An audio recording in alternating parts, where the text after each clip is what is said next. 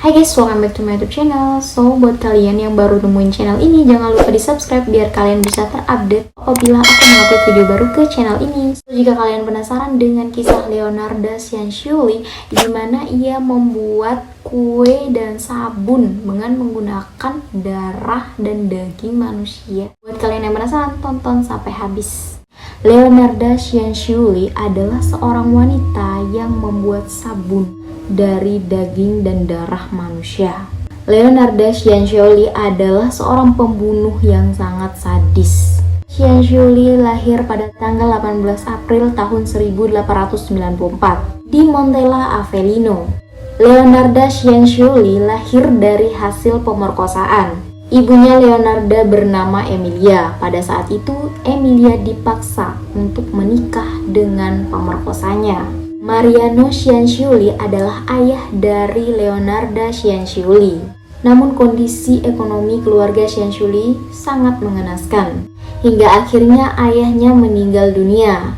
Dan kemudian tidak lama dari itu, ibunya menikah lagi. Namun hal itu tidak membuat kondisi perekonomiannya semakin membaik, akan tetapi justru semakin parah ketika Cianciulli sering disiksa oleh ibunya. Sehingga hal itu membuat Leonarda Cianciulli sering melakukan aksi bunuh diri.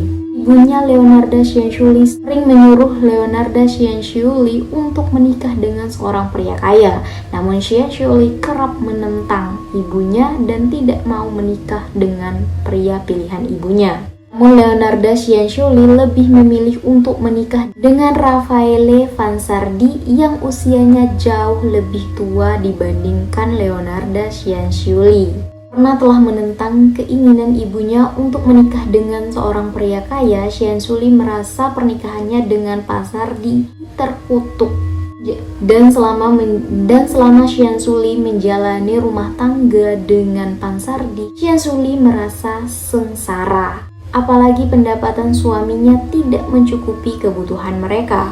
Hingga pada akhirnya mereka memutuskan untuk pindah ke kota Lauria pada tahun 1921. Dan saat itu Cianciulli ikut bekerja untuk membantu memenuhi kebutuhan keluarga. Tetapi kehidupannya menjadi sangat suram ketika Cianciulli terkena kasus penipuan, hingga membuat Cianciulli masuk penjara. Setelah bebas dari penjara, Cianciulli bersama dengan suaminya memutuskan untuk pindah ke Makedonia, Avellino, Italia.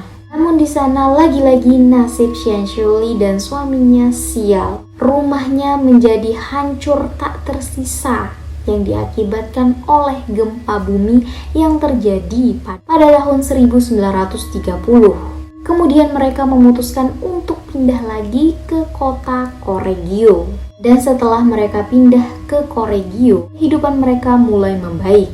Bahkan Cianciulli mulai membuka sebuah toko sabun. Setelah Cianciulli menikah dengan Vansardi, Cianciulli telah hamil selama 17 kali. Namun Cianciulli mengalami keguguran sebanyak 3 kali dan 10 anaknya Cianciulli meninggal saat masih belia. Nah, tentunya Cianciulli masih memiliki 4 orang anak. Karena Cianciulli sangat percaya akan tahayul seperti astrologi dan pembacaan garis tangan. Oleh karena itu, ketika ada seorang peramal yang memberitahu Cianciulli bahwa semua anak-anak Cianciulli akan meninggal ketika masih berusia muda. Maka dari itu Cianciulli berusaha untuk melindungi keempat anaknya yang tersisa tersebut. Namun rasa takut Cianciulli akan kehilangan putra-putranya semakin menjadi-jadi ketika putra tertuanya ditunjuk untuk menjadi bagian dari Angkatan Darat Italia pada saat Perang Dunia Kedua. Cianciulli percaya dengan mengorbankan nyawa orang lain, maka anaknya akan terlindungi. Hingga pada suatu ketika Cianciulli memutuskan untuk membunuh tetangganya. Kemudian Cianciulli merencanakan aksi pembunuhannya dengan cara Cianciulli berpura-pura menjadi seorang peramal yang bisa membaca garis tangan orang-orang.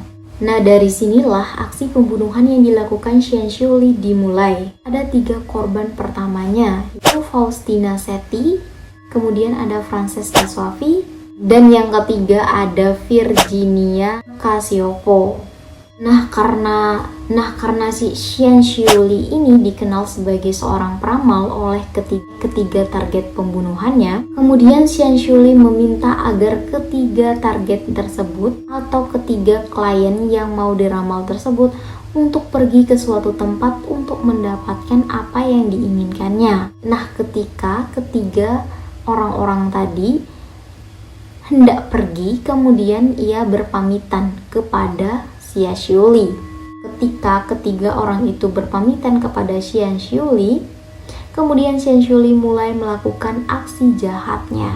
Ia mengkelabui ketiga kliennya tersebut dengan cara memberikan atau menyuguhkan anggur merah, hingga ketiga orang tersebut minum sampai mereka tidak sadarkan diri. Nah, setelah mereka tidak sadarkan diri, Xian Xiuli mulai melakukan aksi kejinya itu. Nah, pada saat itu Xian Xiuli mulai melakukan aksi pembunuhannya yang keji. Dengan menggunakan kapak, Xian Xiuli memotong-motong tubuh dari korbannya. Kemudian potongan-potongan tubuh korban tersebut dipisah-pisah. Setelah potongan-potongan tubuh manusia dipisah, kemudian Xian Xiuli juga menyimpan darahnya. Kemudian Xian Xiuli juga menyimpan darah korbannya tersebut menggunakan sebuah baskom, di mana darah korbannya tersebut nanti juga akan diolah oleh Xian Xiuli menjadi sabun dan cake. Sabun dan cake atau kue.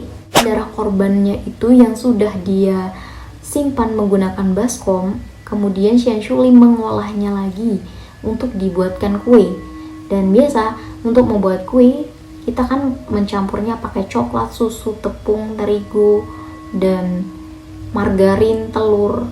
Nah, begitu Xian Xiuli mencampuri adonan darahnya korbannya dengan bahan-bahan untuk membuat kue lainnya, hingga akhirnya jadilah sebuah adonan kue yang lezat. Setelah kuenya jadi, Xian Xiuli kemudian membagikan kue-kue tersebut kepada para tetangganya. Namun selain itu juga Xian Xiuli juga ikut memakan kue tersebut. Anaknya pun ikut memakan kue dari darah korbannya. Kemudian kejahatan Xian Xiuli terungkap ketika hendak melakukan aksinya yang keempat kali. Karena ada salah satu dari keluarga korbannya Xian Xiuli yang mencurigai gerak-gerik Xian Xiuli selama ini, yang dimana orang tersebut kehilangan keluarganya secara tiba-tiba. Ya, akhirnya pada tahun 1946 Xian Xiuli dinyatakan bersalah oleh pengadilan, divonis hukuman 30 tahun penjara karena ia telah membunuh 3 orang korbannya. Karena Xian Xiuli telah membunuh 3 orang korbannya. Namun tidak hanya itu, Xian Xiuli juga memerlukan perawatan di rumah sakit jiwa selama 3 tahun. Karena mungkin ya Xian Xiuli ini diduga terkena gangguan jiwa gitu, gangguan kejiwaan. Namun pada tanggal 15 Oktober tahun 1970, Xian Xiuli dinyatakan meninggal dunia di dalam penjara.